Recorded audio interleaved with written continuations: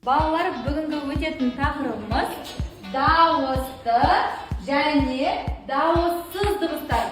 Балалар, бізде дыбыстардың өзі қаншаға бөлінеді? Екіге. Қандай дыбыстар болып бөлінеді?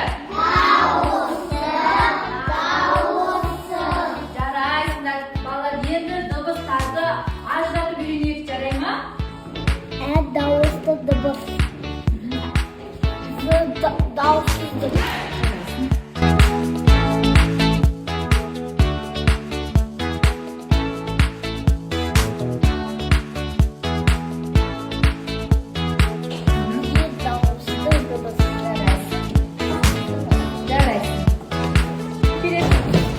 Дауысты дыбыс. Жарайсың.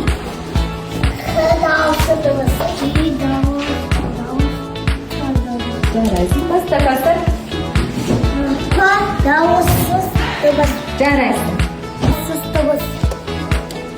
Жарайсың. Келе ғой. Дауысты